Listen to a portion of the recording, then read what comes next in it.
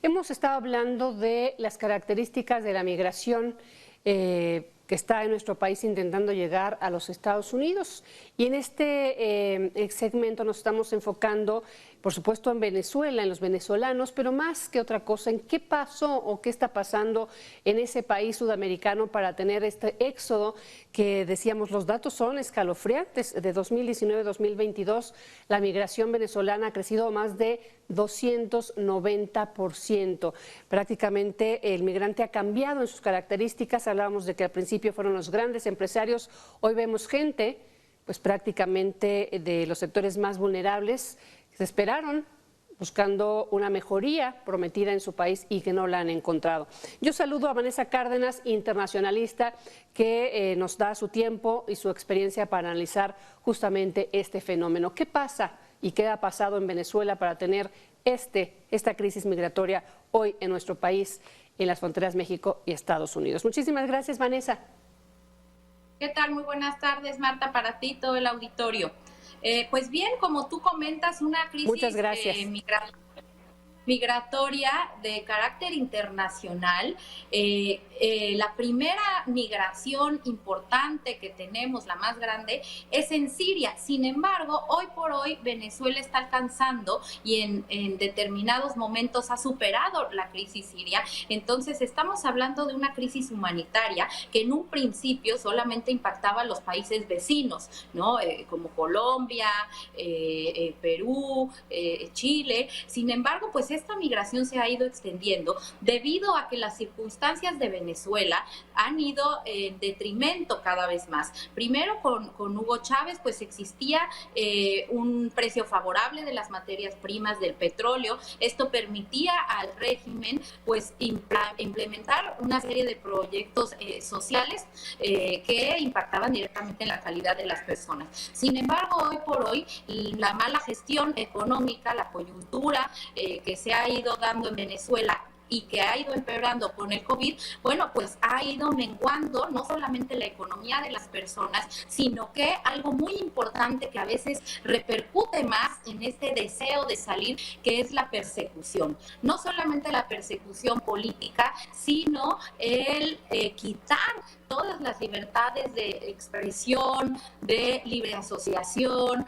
¿no?, que tienen los venezolanos. Entonces, la calidad de vida, la falta de expresión política que tienen, ¿no?, están frente a un régimen autoritario, y por otro lado, la economía cada día más permite que los venezolanos decidan migrar y decidan dejar a su familia y salir sin un solo centavo, Marta, que esa es una situación muy grave porque se encuentran atrapados sin posibilidad de moverse ni al norte ni al sur.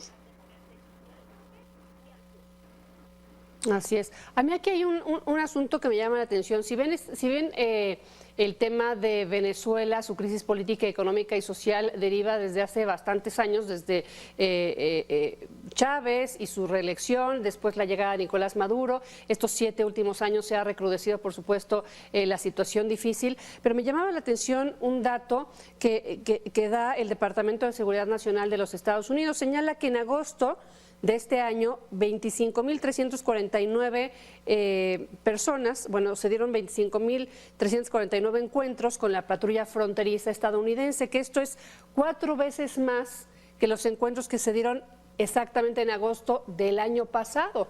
Entonces, aquí pasa algo del 2021 al 2022, porque sí, estamos arrastrando una crisis política, económica y social, pero ¿qué pasa en estos 2 últimos años, quizá en el último año, que se da una intención mucho más grande de migración venezolana?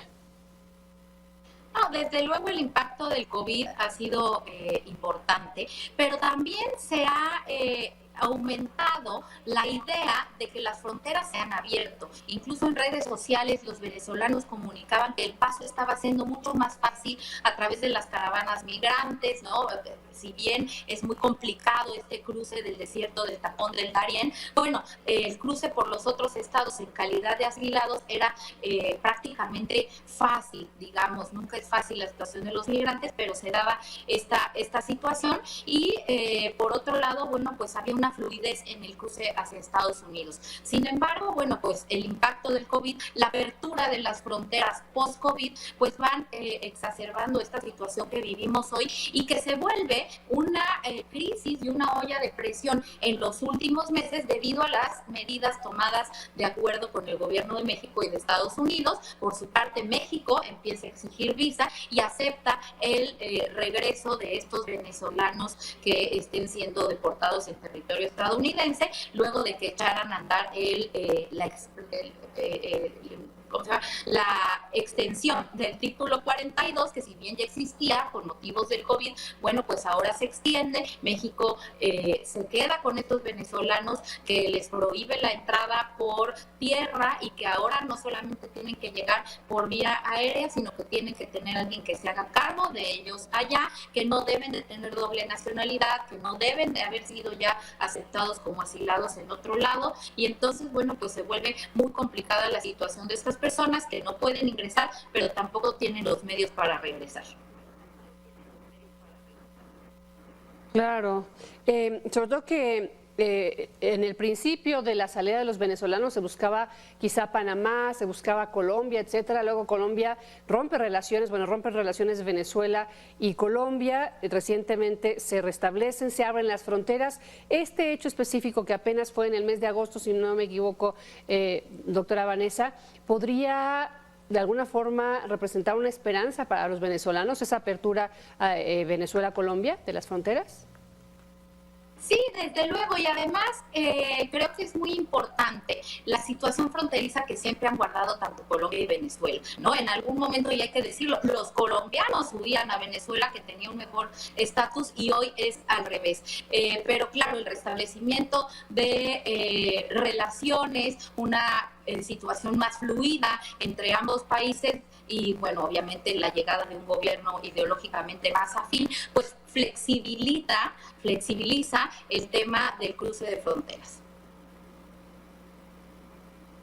De acuerdo. Y aquí, bueno, estamos viviendo una crisis migratoria, una crisis humanitaria en varias ciudades mexicanas, decíamos, obviamente las fronterizas, tanto en el sur como en el norte, pero hay algunas otras ciudades, incluyendo la Ciudad de México, en donde afuera de las embajadas, afuera de casas de migrantes, etcétera, pues hay una cantidad enorme de venezolanos. Y uno de repente se pregunta si México está actuando, y lo ponía yo entre comillas desde la primera mención de este término, en el tercer país seguro. No, desde luego, mira, México, Marta, ha tenido un discurso, sobre todo en este gobierno, sobre la no injerencia, la autosoberanía, en ciertos momentos contestatario frente al gobierno estadounidense, pero en la práctica no nos hemos confrontado, hemos asumido las reglas del juego con Estados Unidos, y prueba de ello fue que desde el primer momento que se nos exigió el utilizar a la Guardia Nacional, no para cuestiones de seguridad interna, sino para contener a las caravanas migrantes de Centroamérica, pues se utilizó, quedándose México con el problema, porque si bien Estados Unidos suspendió el programa Quédate en México, bueno, en la práctica es lo que se está haciendo, ¿no? Entonces México tiene un grave problema. No solamente tenemos a los venezolanos, tenemos también las caravanas del Triángulo Norte de Centroamérica, muchos africanos y haitianos que están varados en las fronteras, que caminan por todo el territorio nacional sin ganas de quedarse, y que obviamente son poblaciones muy vulnerables que requieren pues cuidados, servicios básicos que México no está pudiendo proporcionar, y que tampoco ha tenido la capacitación para los sistemas de seguridad para atender a estos migrantes que se encuentran hoy en nuestro país. No, ni capacitación ni recursos. Ahora sí que México tiene que cargar pues todo el costo social, económico, de salud que representan nuestros migrantes, porque no hay capacidad. Aunque la política migratoria inicial de este gobierno era prácticamente de puertas abiertas y aquí les vamos a dar empleo y etcétera, pues tuvo que cambiar por dos situaciones. Primero, la amenaza de Trump, y después pues el tema de que México no tiene la capacidad. Aquí me voy a salir un poquito del tema, pero estaba yo pensando justamente en el tema electoral. el tema electoral, que tiene mucho que ver, les decía yo a nuestro auditorio que lamentablemente los migrantes son una moneda de cambio y de presión, son un instrumento de presión entre las diferentes corrientes políticas. En Estados Unidos tenemos elecciones el próximo mes de noviembre. Y si uno piensa la situación, pues Kamala Harris, vicepresidenta de Estados Unidos, de alguna forma fue designada por el presidente Biden como la encargada de este tema de inmigración. ¿Podremos hablar de un fracaso de Kamala Harris? Mira, yo creo que no podemos hablar de un fracaso en términos de la migración por parte solamente de Estados Unidos, porque es una cuestión integral.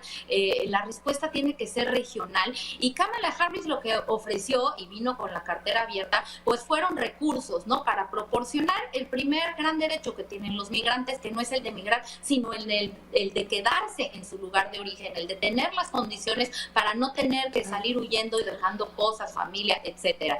Kamala Harris ofrece estos recursos económicos, sin embargo, la gestión, la supervisión, pues se encuentra con los obstáculos de corrupción, ¿no? De estos países, especialmente en Centroamérica, ¿no? En términos, pues, de Venezuela, pues no se permite ningún apoyo, el gobierno que no venga más que de gobiernos afines, y por lo tanto es una cuestión que se empieza cada vez a complicar más, porque las condiciones estructurales propias de política nacional de los países que están expulsando a estas caravanas o a estos migrantes, pues no han cambiado. Sin embargo, desde luego que los esfuerzos del gobierno norteamericano están enfocados a este tema y seguirán con vista a las elecciones del medio término. Esta medida que hace Biden para contener a los venezolanos, pues tiene mucho que ver con la presión que ha ejercido el gobierno republicano sobre las medidas migratorias del gobierno de Biden, que recién entra al poder, pues